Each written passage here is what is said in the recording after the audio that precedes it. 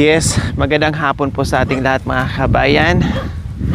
Tingnan po natin ang update natin ngayon sa bahay dito kay Ate Gemma mga kabayan. Yan kay Kuya Jandre. So, nagkaroon man ng problema si Ate Gemma mga kabayan, sumabay dito sa bahay. Pero focus na lang muna tayo ngayon sa doktor mga kabayan. Lalo na ngayon na natiyak na natin kung ano talaga ang naging sanhi, kung bakit. So, pag-pray na lang po natin mga kabayan na magiging okay si Ate Gemma. Sabi ko nga, yung naging problem niya nung una mga kabayan na namaga, maraming lumabas na mga kati-kati, ay okay na po yun, no? 2 to 3 days ay napali na yung mga sugat-sugat niya at humilom na yung pamamaga at yung pamamanas sa paa at kamay po niya mga kabayan. So ngayon ipag-pray po natin at naka-confine, hindi ko alam kung kailan lalabas po mga kabayan. Pag-pray po natin na gumaling na siya at sana maagapan kaagad yung infection doon sa dugo niya, tapos yung magamot yung pagtaas ng blood sugar niya mga kabayan, no? Kung diabetic talaga, and yung UTI mga kabayan, no? Lalong-lalo na yung sa infection ng dugo, delikado po yung mga kabayan, talagang nakakamatay, no? 'Di ba? Yung mga may bedsore nga mga kabayan, pag lumalayon ay magkakaroon sila ng infection, no? Ay delikado pag nagkaroon ng infection sa dugo mga kabayan. Siyempre, dumadalo yung sa lahat ng organs natin, no? Delikado. Kaya sana maagapan at ipag-pray po natin ng tuloy-tuloy yung fast recovery ni Ate Gemma mga kabayan. Kaya hali po kayo dito. Sa ngayon, mayroon pang natirang buhangin, pero mukhang magpapadeliver na naman tayo. Nakarami na kami ng buhangin mga kabayan. Nakarami na kami, pero ang dami pa namin gagawin. Palitada sa labas, palitada sa loob, doon sa terrace. Marami-rami pa mga kabayan. Siguro kulang pa sa amin ang 4 na loads. Oh, 'di ba? Kasi nakaraan siguro naka-4 or naka-6 na kami mga kabayan. Ito kulang na kulang 'yan, Diyos ko. Kailangan mag-request na naman si Kuya Aris dahil bago sasapit ang tag-ulan mga kabayan. So yung ating hollow blocks naman po mga kabayan, sa tingin ko, dahil meron pang CR, no, may CR pa, tapos sa kwarto, and then dito sa terrace, siguro more or less nasa 200 pieces or 150, kasi may kwarto pa na hindi pa tapos, and then may CR pa, then may terrace pa. So ayan, tuloy-tuloy yung hakot ni ni Kulas. Oh, napagod ka na Kulas? Ha? Kaya pa. Oh, kaya pa daw ni Kulas mga kabayan. Mukhang umitim si Kulas dito mga kabayan. Paano, naguhubad kasi. Kaya umitim. So ayan. Okay na yung natin dito. Ito kasi yung mga natira dito mga kabayan, ito yung sa terrace, no, sa terrace. So yung mga bakal natin meron pa naman. Ayan, yung tinirang ngayon yung loob, nakapalitada na ba? Hali kayo, pasukin natin, tingnan natin yung eksena dito sa kwarto.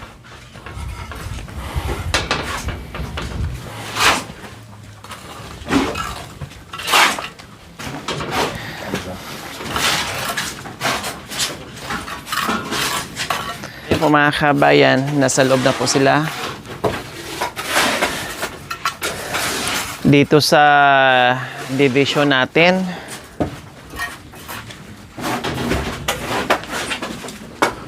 Hindi pa tayo nakabubong, Kuya Aris, dito sa terrace natin.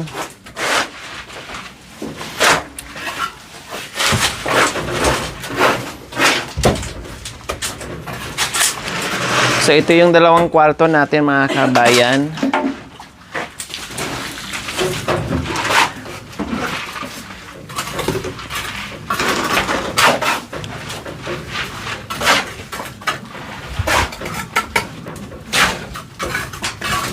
Yung buhangin ata natin, kulang pa, Kuya Aris.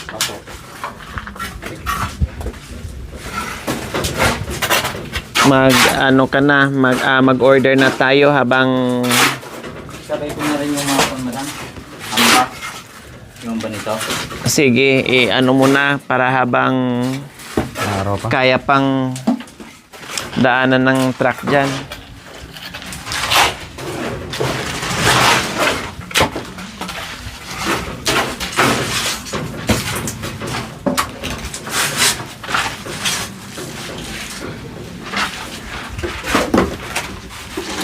So ito yung hitsura ng kwarto natin ngayon, mga kabayan, na lagyan na natin ng hollow blocks.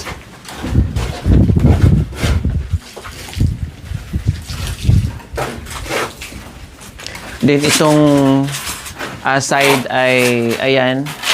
Ito yung sinasabi ko ni Kuya Aris na ganyan na lang siya, yung pahaba para dyan, para sa kitchen at saka dito sa sala na maliwanag. So, malaki na po yan, no? Malaki na po yan, mga kabayan. No problem na yan. Sobrang laki na po yan. So, tapos na po dito sa kabilang side. Ito yung kahapon na natin. So, okay na. No problem na dito. And then, dito tayo sa kabila.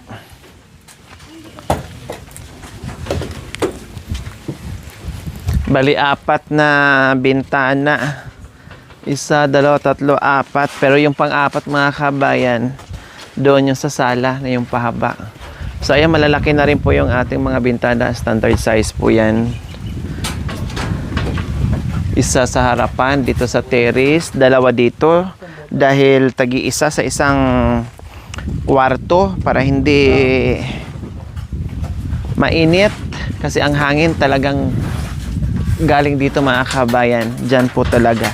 And then, ayun yung isa. Ayun yung isa, mga kabayan.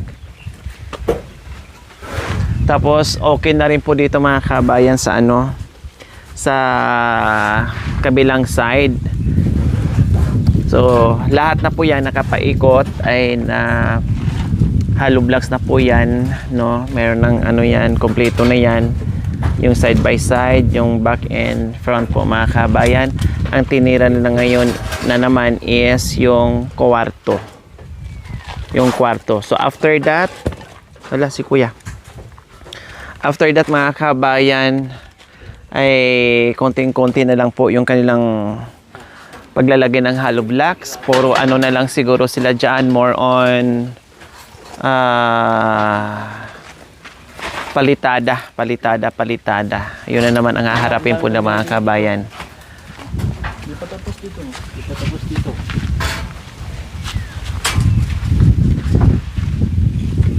So yung alulod natin, mga kabayan, ayun, no. Ang kulang dyan yung mga PVC. Kaya nag-order si Kuya Aris ng PVC. Ayun. Kasi para yan dito sa mga alulod natin. Pati yung natin, yung terrace, kabayan, no, talagang kumain po talaga ng ng bongga. Kasi nakita nyo naman, doon pa lang sa materialis natin ay bongga na, kaya umabot ng ganito. Yun nga lang, gaya ng sinabi ko po, mga kabayan, super saya natin dahil may isang pamilya na naman po ang nakatanggap ng bonggang biyaya. No, pero nalungkot tayo, no? Dahil bigla naman din, mga kabayan, at sumabay naman din yung sakit ni Ate Gemma. Pero ito yung, mga kabayan, pansin ko lang, no? Unang punta ko po dito, napansin ko lang ni Ate Gemma. Kasi nakaano siya noon naka tukong kung tawagin. So napansin ko kagad si Ate Gemma. Sabi ko parang manas si Ate Gemma sa yung katawan niya. Yung dito niya, napapansin ko lang yung dito niya, and then yung dito niya, tapos yung mga binti at tuhod. Sabi ko parang manas, or sabi ko lang siguro ano lang si Ate Gemma, yung taba-ching-ching lang, no?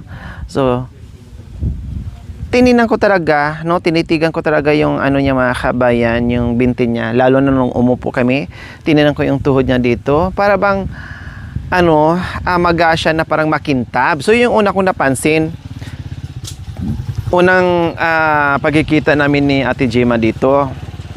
So habang nagsasalita ako, yung mata ko nangungusap na nakatingin at pinagmasdan ko yung mga paan niya at saka yung tuhod niya. Bakit ganito? Malalaki yung ano ni Ate Gemma. Kaya sabi ko siguro sa chubby lang, ganyan.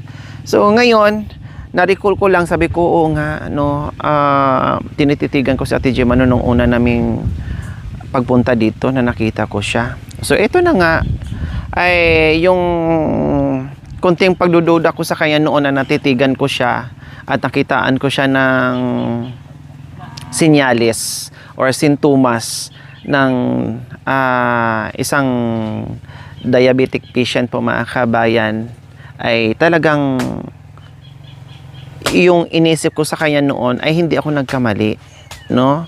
Talagang malaki ang percentage sa inisip ko noon sa kanya. Hindi ko lang siya na-interrupt lang kasi nakafocus ako sa bahay. Hindi ko lang talaga siya matanong-tanong kung diabetic ano ba siya or ano, no? Hindi ko lang talaga siya natanong-tanong mga kabayan kasi nga mas nangibabaw sa akin yung ano, at saka medyo syempre ayaw ko munang tanungin dahil ito nga, bahay nga na natuon yung pansin ko doon mga kabayan. So ito lang, lately lang sabi ko, oo nga, kasi nga natitigan ko si Ate Gemma noon na ganito, ganyan. Tapos may napansin akong sugat sa kanya noon na hanggang ngayon hindi pa masyadong humilom. Humilom nung nagamot na siya na medyo napali po mga kabayan, na sumabay po doon sa mga rashes niya na yung puti-puti na parang may mga nana pasintabis sa kumakain po mga kabayan. So yung parang mga may nana kapag tusukin mo daw lalabas yung mga nana mga kabayan. So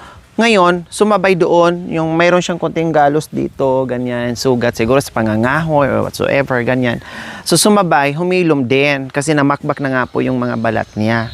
So yun pala, ay talagang si Ate Gemma mga kabayan, diabetic talaga, no? And then sumabay pa po yung kanyang, yung kanyang UTI. Dahil mula nung nag-start kami dito, ay puro na kami soft drinks, juices, merienda sa umaga, soft drinks, tanghalian, soft drinks, merienda sa hapon, soft drinks, gabi, soft drinks. Kaya sabi ko, mas maigi pa itong mga juices na lang kahit paano kaysa sa mga puro soft drinks. Kaya naglaylo ako bumili ng soft drinks mga kami. Kasi napapansin ko dito, puro soft drinks, puro soft drinks. Sabi ko, bihira lang mag-soft drinks. Huwag maya-maya. No, kahit isang beses ang araw, isang beses lang ganun. And then, more on tubig. Eh, wala mga kabay, napansin ko puro ganyan-ganyan. Kaya nung nag-grocery ako ulit, hindi na ako masyado nagbibili ng soft drinks. Nung huling, nung huling grocery ko, so doon ako bumili ng soft drinks sa mga kabayan. No? Doon ako bumili ng soft drinks para kahit paano ay maiwasan yung panay soft drinks na more water. No, dehydrated pa naman mga kabayan kapag meron kang kapag diabetic ka mga kabayan, dehydrated ka din. No, dehydrated ka rin mga kabayan. Tapos sabi ko nga sa kanya, nung nandoon na siya sa ER mga kabayan, sabi ko uminom ka ng maraming tubig kasi may UTI ka rin, uminom ka ng tubig para ma-drain mo yan at mapalitan yung mga bad cells dyan sa katawan mo para ma-drain mo, kako. Ay, Diyos ko Lord, sana tuloy-tuloy yung pagaling ni Ate Gemma, pag-pray po natin mga kabayan. Ganun pa man, nahati ngayon yung isip ko mga kabayan, no, mamaya pupunta na naman ako ng hospital. Nahati ngayon, nandoon, tapos nandito na naman dahil kahapon nagpanic at na-nervous ako at hindi ko alam kung anong gagawin ko mga kabayan, lalo na nung sumigaw na hindi makahinga. So, iwan. Kaya nga sabi ko, bakit hindi nyo pa kasi dinala na iba na pala naramdaman tanghali pa. Hindi nyo pa sinugod. Inantay nyo pa paano pag hindi ako bumalik o kundi nandyan lang, nagtitiis. So, ayan po mga kabayan. Iikot ko po kayo muli sa bahay para makita nyo rin kung ano na ang nagawa at para makita ng ating mga very generous sponsors mga kabayan kung ano na yung natapos nila, kung ano yung nagagawa nila sa araw-araw mga kabayan na makikita nyo rin at mamonitor nyo rin po mga kabayan kung ano ang mga kaganapan dito sa bahay ni Ate Jima and Kuya Janry. So sa harapan po mga kabayan, tapos na po yan nalagyan ng hollow block. So palitada na lang po yan, loob at labas. So dito naman po tayo sa likod. Balik tayo ulit dito sa likod mga kabayan. Hali po kayo, ikot po tayo dito. Ang CR na on Xiaomi, kunti na lang sana kulang mga kabayan na on Xiaomi kasi si Kuya Janry ay siyempre na busy, nag-ano sa mga bata, plus sabi ko sa hospital, dalaw-dalawin mo na sila doon, hatiran ng tubig para makatipid or hatiran ng pagkain, pero binigyan ko naman ng cash yung mga kabayan. So ayan.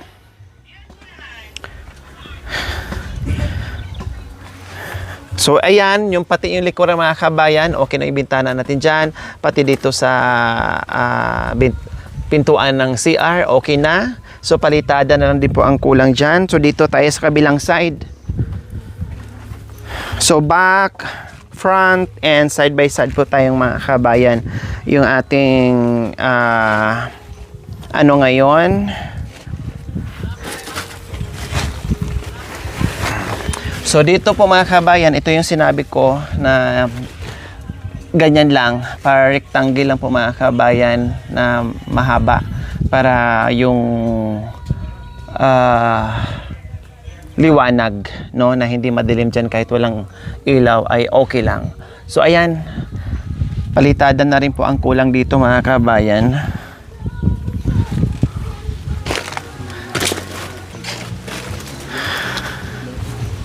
Ano yung merienda niyo? Anong juice yan?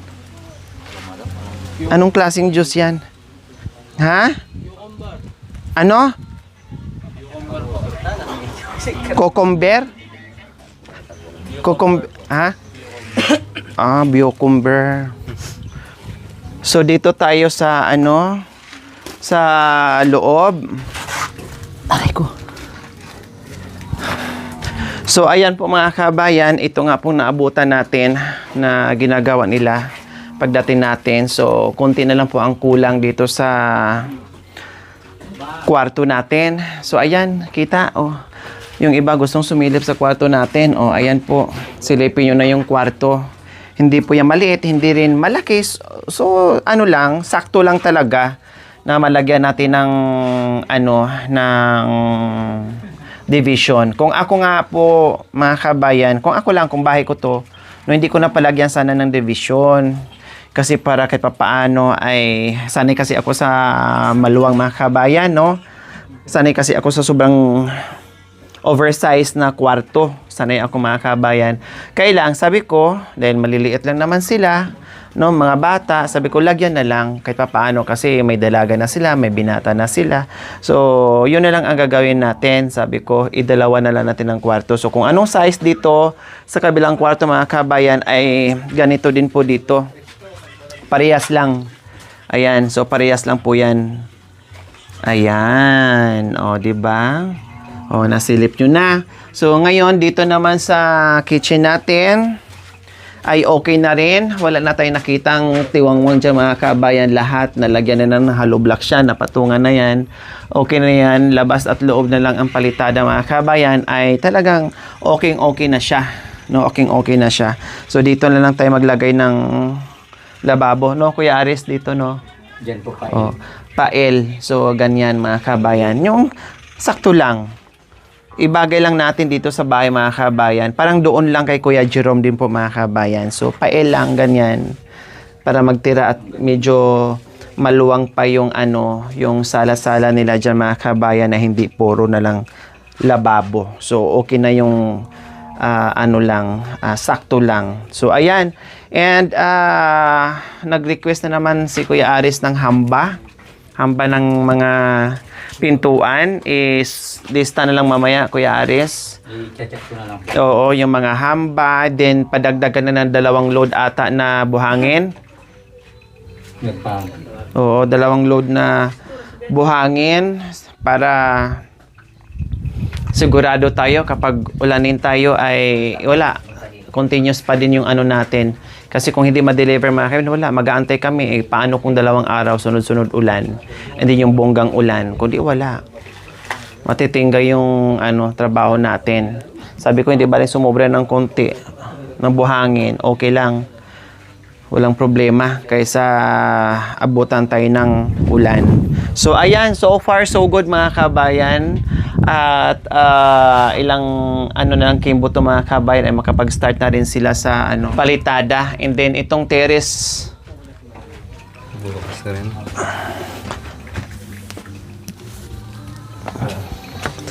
so itong terrace mga kabayan, madali lang naman din to kasi kapiraso lang naman to, no? Yung yero nito, Kuya Aris, okay, walang kulang? Yung doon na lang po. Sa siya. Ay, oo nga pala, no? Isama mo na dyan.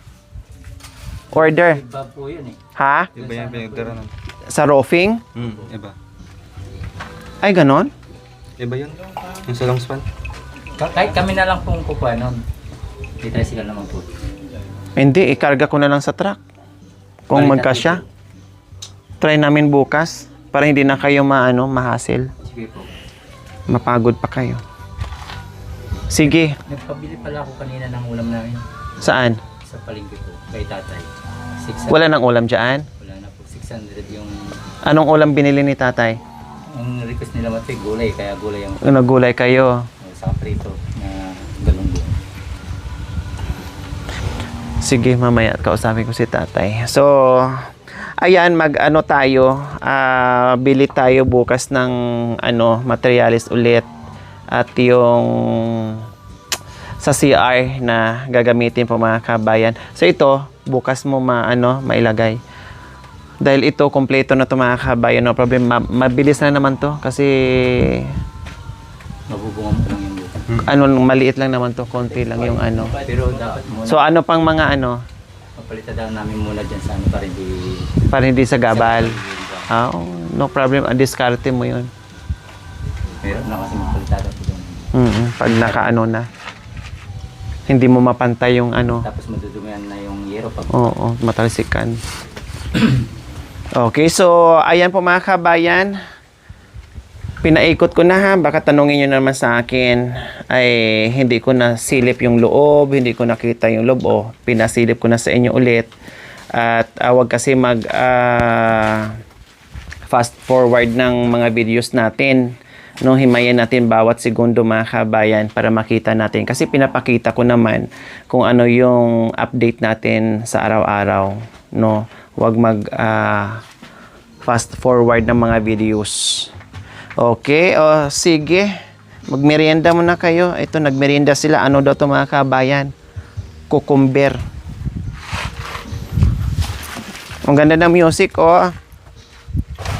Sumayaw ka nga, Kulas. Si Rene Chas wala. Dalawa kayo, ilain mo si Rene. si Rene. Sige na, Oo.